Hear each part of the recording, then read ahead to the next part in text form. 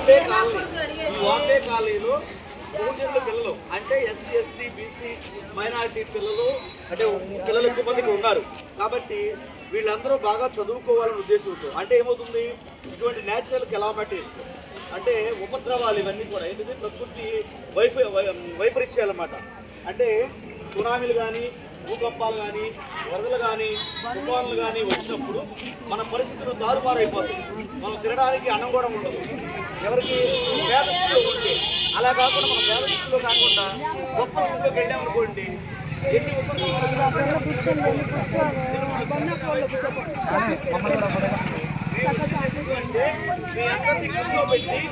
మీ అందరినీ కూర్చోబెట్టి మీకు మంచి విషయాలు చెప్పాలి మంచి విషయాలు అంటే ఏంటి మీరు పెద్దవాళ్ళు అయిన తర్వాత గొప్పవాళ్ళు అవ్వాలి అంటే ఆఫీసర్లు అవ్వాలి ఎమ్మెల్యే అవ్వాలి ముఖ్యమంత్రి అవ్వాలి లాయర్ అవ్వాలి ఇంజనీర్ అవ్వాలి డాక్టర్ అవ్వాలి మంచి మంచి పెద్ద పెద్ద ఏరియాల్లో అంటే ఇలా ఉపద్రవాలు వచ్చినప్పుడు వరదలు తుఫాన్లు వచ్చినప్పుడు ఏరియా మునగకుండా బాగా ఎత్తైన ప్రాంతాల్లో ఉండాలి పెద్ద పెద్ద భవంతుల్లో ఉండాలంటే మనం ఏం చేయాలి ఎందుకు మనం ఈ రోజున ఇంత ఇబ్బందులు పడ్డాము ఓకేనా ఈ పరిస్థితులను దాటుకుని గొప్పవాళ్ళగా మారాలంటే నాలాంటి వాళ్ళు సార్లాంటి వాళ్ళు ఎవరో వచ్చి మనకి కొన్ని బియ్యము ఇవన్నీ సేవ్ అవుతుంది కేవలం కొన్ని రోజులు మాత్రమే మన బతకాలకు ఉపయోగపడతాయి అలా కాదు మనమే వేరే వాళ్ళకి సహాయం చేసే స్థాయికి ఎదగాలంటే మీరందరూ కూడా ఈ రోజున పిల్లలు ఉన్నారు మామూలుగా స్కూల్లో మీకు ఏం చెప్తా ఉంటారు పాఠాలు నేటి బాలలే రేపటి పౌరులు అంటారు ఏమంటారు కానీ మీరు సామాన్యమైన పౌరులు కాదు మీరందరూ ఎవరంటే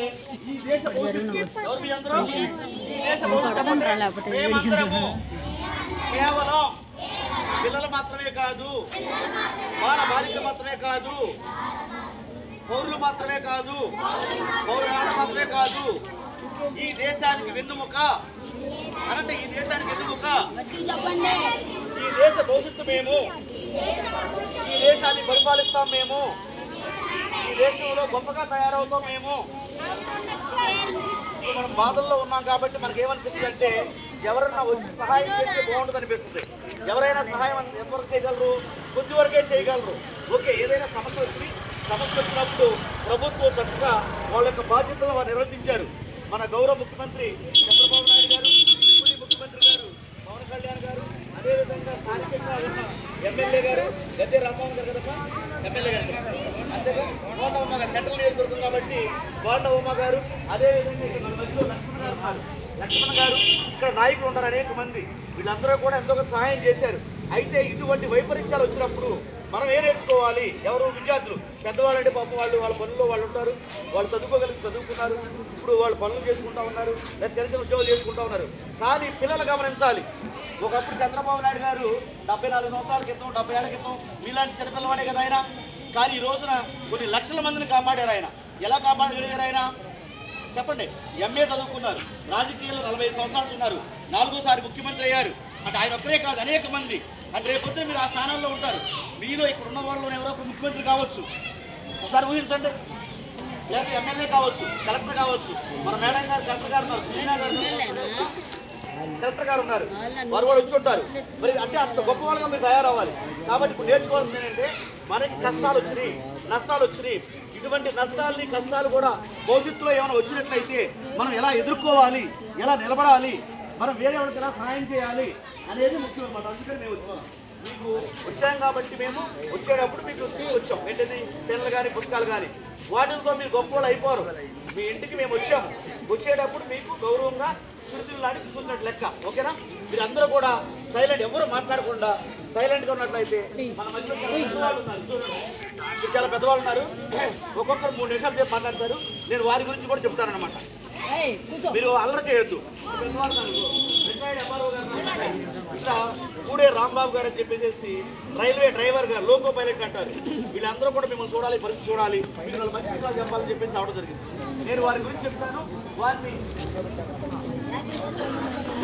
మాట్లాడమని చెప్తాను వారు చెప్తే మాట్లాడండి మేము ఇక్కడి నుంచి వెళ్ళేటప్పుడు మీ అందరినీ వరుసలో నిలబెట్టి మేమేమైతే తెచ్చామో అవన్నీ కూడా చక్కగా మీకు ఇస్తాము మీరు కూడా క్రమశిక్షణతో చక్కగా తీసుకోవాలి వాటిని ఉపయోగించుకోవాలి వీటికన్నింటికంటే ముఖ్యం మీరు జీవితంలో ఒక లక్ష్యాన్ని కలిగి ఉండాలి ఎవరికైతే లక్ష్యం లేదో లక్ష్యాన్ని ఏర్పాటు చేసుకోవాలి లక్ష్యం ఏంటంటే ఎయిమ్ అండ్ అంబిషన్ నేను పెద్దవాడైన తర్వాత ఏమవుతాను, నేను పెద్ద అయిన తర్వాత ఏమవ్వాలి, అటువంటి అనమాట.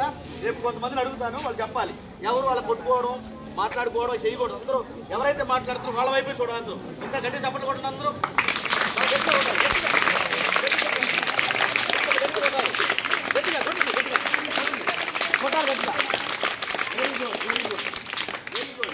కొంతమంది అడుగుతాను, చెప్తాను పెద్ద అయిన ఏమవుతావు, లెగవసరం చెప్పు. పోలీస్, వెరీ గుడ్, చెప్పండి. ఓకే, ఏమవుతారా? Very good. అందరూ కూడా చెప్తారు, అలా చెప్పకూడదు, సొంతం చెప్పండి. నువ్వేమవుతారా? పెద్దోడైనా నువ్వేమవుతావు? డాక్టర్. అదిగో చూసారా, సంతోషపడతాను. అర్థమైందా? ఈ డబ్బులు సంతోషపడరు. మా పిల్లలు పెద్ద అయిన డాక్టర్ అవుతారంట. డాక్టర్ అయితే కొన్ని లక్షల మంది ప్రాణాలను కాపాడచ్చు. ఓకేనా? ఓకే, నువ్వేమవుతారా పెద్ద అయిన తర్వాత? సోల్జర్. వెరీ గుడ్, కొట్టండి. టీచర్, కొట్టండి.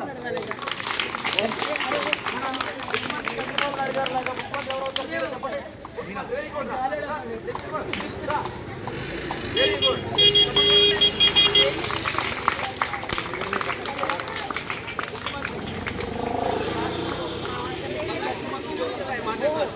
నూట 75 మంది ఎంపీలు ఆయన మాట్లాడతారు, 25 మంది ఎంపీలు ఆయన మాట్లాడతారు, అందరూ ఆయన మాట్లాడతారు. యువత పెద్ద ముఖ్యమంత్రి అవుతుందా? Very good. తప్పకుండా అయితే ఒక రెండు రోజుల ముందే స్కూల్లో పాఠాలు చెప్పేటప్పుడు టైం ఉండదు ఇవన్నీ చెప్పడానికి. మాలాంటి వాళ్ళు బయట నుంచి వచ్చిన వాళ్ళు ఇవన్నీ చెప్పగలరు. ఓకేనా? ఓకే, ఇప్పుడు మీకు నేను 2 నిమిషాలు ఆపేస్తాను.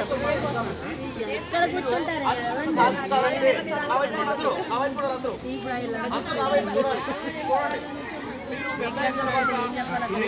సాధించాలంటే ఖచ్చితంగా రోజు 5 సార్లు పని చేయాలి. ఇప్పటి వరకు ఎవరికైతే లక్ష్యం లేదో వాళ్ళు లక్ష్యాన్ని ఏర్పాటు చేసుకోండి. అర్థమైందా? లక్ష్యాన్ని ఏర్పాటు చేసుకోవాలంటే ఏంటి? నేను పెద్ద అయిన తర్వాత ఏమవ్వాలి, చిన్నప్పటి నుంచే ఉండాలి. మీరు డిగ్రీ అయిపోయిన తర్వాత నేనే సాధించాలి, మన బతుకు కూడా లేకుండా అయిపోతుంది. అవునా కదా? కాబట్టి ఎవరికైతే సహా ఎవరికైతే లక్ష్యం అంటే భవిష్యత్తులో మనం ఏం సాధించాలి, చదువులు అయిపోయిన తర్వాత అనేదన్నమాట. లేని వాళ్ళ లక్ష్యాన్ని నిర్దేశించుకోండి. ఉన్నవాడు రోజుకి 5 సార్లు పని చేయాలి. అదేంటంటే ఒకసారి అందరూ కలుపుకోండి. ఇప్పుడు మీరందరూ కలుపుకోండి. మీరందరూ ఇది రాత్రి అనుకుందాం, మీరందరూ నిద్రలో ఉన్నారు. ఇక తెల్లవారుతుంది, 6 గంటలకి నిద్రలేస్తా ఉన్నారు. మీరు నిద్రలేస్తారు. నిదానంగా కళ్ళు తెరవండి. ఓకే, ఉదయం 6 అయింది. ఇప్పుడే కళ్ళు తెరిచారు.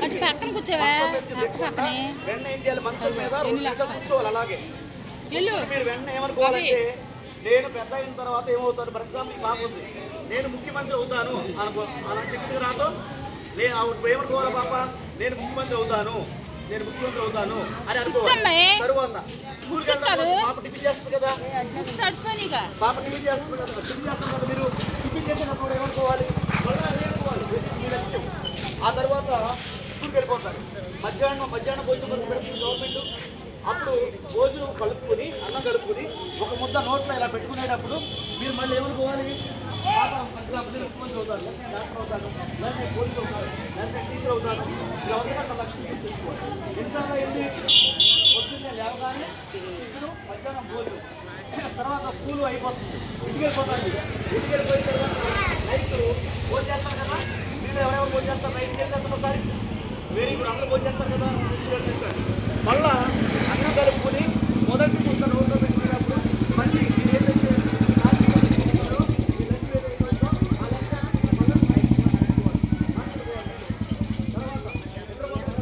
బెడ్ ఎక్కిన తర్వాత నిద్రపోయేటప్పుడు కూడా మీరు ఏమనుకో, మళ్ళా మీరు వచ్చి 5 సార్లు, రోజుకి 5 సార్లు మీరు 21 రోజులు. ఎన్ని రోజులు? 21 రోజులు. 21 రోజులు అంటే ఏంటి? కోడి పొందిన తర్వాత కోడి గుడ్డులో నుంచి పిల్ల రావాలంటే ఎన్ని రోజులు పడుతుంది? 21 రోజులు. ఇది సైన్స్ మాటలో ఉంటుంది, 8th క్లాస్. అర్థమైందా? ఆ విధంగా 21 రోజులు మీరు 21 రోజులు అందరూ నా వైపు ఉండే 21 రోజులు అలా చేయండి. ఖచ్చితంగా భవిష్యత్తులో మీరు ఏదైతే సాధించాలనుకుంటారో అది సాధించి తీరుతారు. ఆ ఉపన్యాసం అయిపోయింది. పెద్దలు ఒక్కొక్క 2 నిమిషాలు మాట్లాడతారు, చక్కగా వినండి. అవన్నీ కూడా జీవితంలో మీరు ఉపయోగంలో రావడానికి, దాని వృద్ధిలోకి రావడానికి, ప్రయోజనం రావడానికి ఉపయోగపడుతుంది. అందరూ సైలెంట్గా ఉండాలి. అందరూ చదువుకుంటా సైలెంట్గా ఉండాలి. అందరూ కూడా సైలెంట్గా ఉండి ఎవరు చెప్తున్నారో ఆడవైపు చూడాలి. అంతే తప్ప మీరు 10 మంది గెలుకోవడం, తీసుకోవడం, కొట్టుకోవడం చేయకూడదు. అర్థమైందా? అందరూ కూడా పెద్దలు రిటైర్డ్ తహసీల్దార్ గారు రెవెన్యూ డిపార్ట్మెంట్లో ఇటువంటి ఉపద్రవాలు ఏర్పడడం ఫస్ట్ స్పందించేది రెవెన్యూ వారే. డాక్టర్ గొప్ప నాగేశ్వరరావు గారు వారు ఏలూరు ఇచ్చారు. మీ అందరి కడతాలతో వాళ్ళు స్వాగతం పలికిన తర్వాత మళ్ళీ మీరు తెచ్చి కట్టుకోవాలి. ఓకే, స్వాగతం పలకండి, కడతాలు